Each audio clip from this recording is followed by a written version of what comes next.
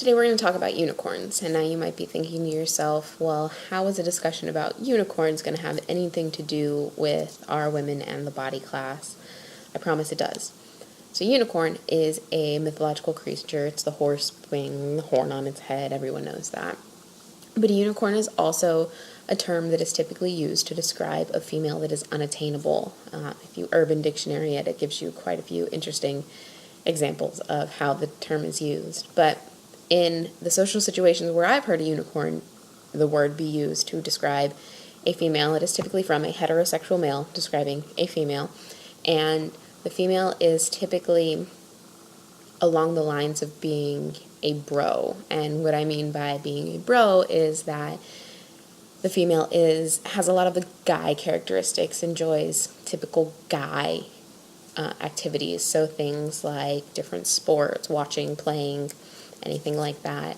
A lot of times they enjoy video games because that's a very manly sort of thing, at least it's constructed as that. They are typically more low-maintenance females. They are typically the ones who are willing to play a little bit more. Things of that nature are typical unicorn characteristics. Well, why is this a problem? Well, the word itself is just kind of interesting, that the idea of an unattainable female and the idea of chasing after this unicorn, which is a whole nother problem for a whole nother topic. But it comes about to be a big problem because it has to do with the genderization that we go through as females and males and people in general. So from a very young time, we are genderized. From the moment that our parents find out if they are having a boy or a girl, it's the pink or blue. We're getting a little bit better about doing neutral yellows and greens and things of that nature, or even throwing blues and pinks into what is considered the opposite sex, but nowhere near as good as it should be. But we are very set on this binary system. It's one or the other. It's black or white. And a lot of that just has to do with the fact that our brains can't comprehend as much information as we get each day.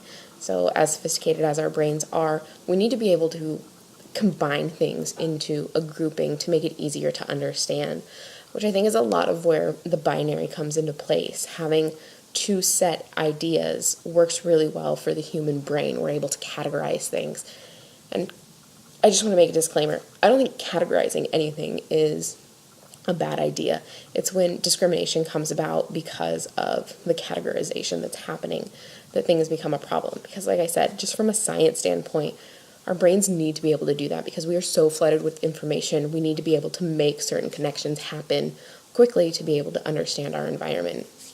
But Karen Martin was talking about in her paper that we read for the class how as we're being genderized from females particularly are being genderized from a very young age, there are a lot of not just typical social things, but behavioral things that we learn. So things like females take up less space. When we sit, we cross our legs. If we're standing, we typically cross our arms. And if you notice, quite a few females do it across our breast to almost kind of conceal them in, placing a little bit on the horror dichotomy idea that, our breasts are supposed to be concealed all the time. But crossing the legs, making yourselves physically smaller in any space, whereas males are typically taught to make themselves bigger. When we're younger, we typically play with Barbies or dolls or things of that nature, and if we go to play with a boy's toy, taught, little girls don't play with that. Why don't you go and play dress up, or why don't you go and play pretend, or we're directed to a different activity, whereas little boys are just kind of given free play to do what they wish with. So we're taught this very strict, girl, you are a girl, these are the girl things that you're supposed to do. And a lot of times we hear things like, little girls don't climb trees in skirts, or little girls don't kick their legs up like that, or things of that nature. Whereas little boys are taught the opposite, a little boy, you're not supposed to cry, only little girls cry, you little girl, like stuff like that. But then when it comes to being a little bit older and you find out that, you're at the dating age and you find out that a guy that you like wants that friend, the person to hang out with type thing, you're kind of brought into this whole other idea of, okay, well, who am I supposed to be? Because I went my entire life thinking I was supposed to be this girl, how girl was defined, and now I'm supposed to be something that's a little bit different. It doesn't fit into that girl category. It's somewhere closer this way to the boy scale. And then, when it comes time to actually be intimate with someone, a lot of the time, guys don't like it when a female takes on a more masculine role. So things like being the first one to initiate contact.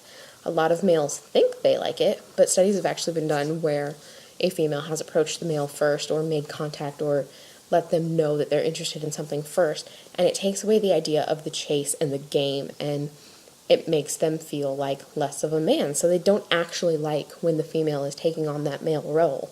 And so now we're all of a sudden shifted back to what we were raised up to be on this whole scale that isn't really working. So again, why is this all an issue? Well, it's an issue because it basically puts a female at war with herself constantly, which is a problem because we feel the need to restrict genders to one or the other. We don't have a nice fluid system where a person can be a female but be really into sports and still be very female, or a male can be very sensitive and very into poetry and art and things that are typically considered more female-oriented activities because they're more emotion-based than physically based. And we saw that in our transgender video and the idea of passing. Well, why does a trans person need to be passing in order to be considered really a trans person?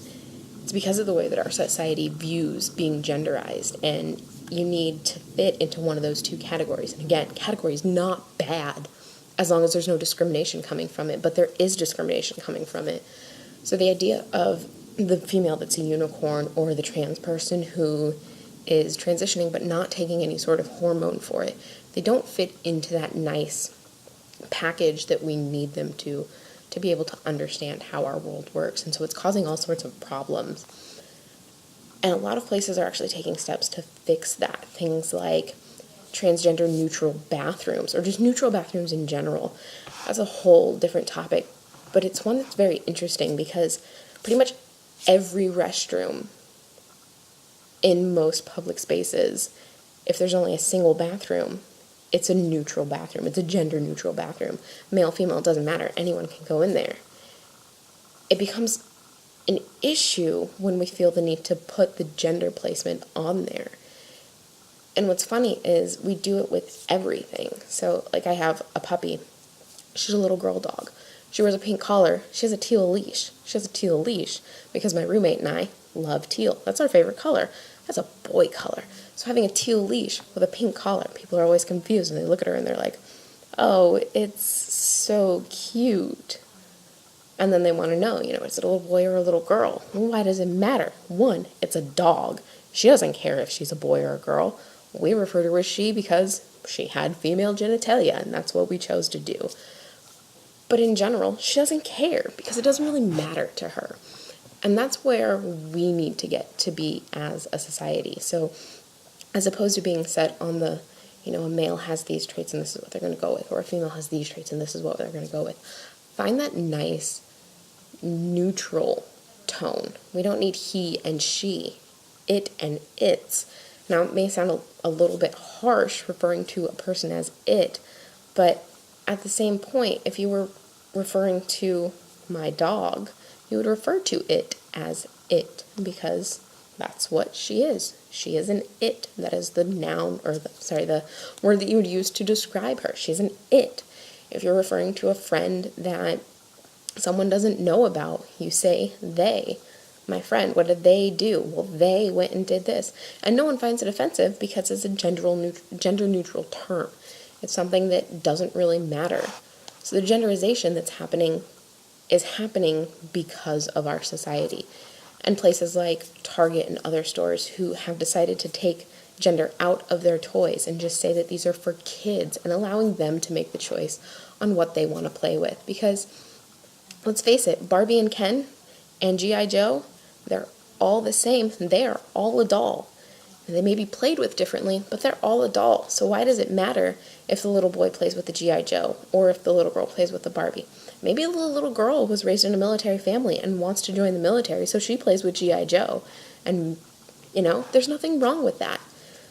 So getting rid of that is a really positive thing. And getting rid of things like unicorns. Why does a girl need to be a unicorn? Why can't she just be her? Why can't he just be him? Why can't they just be them and we just be us,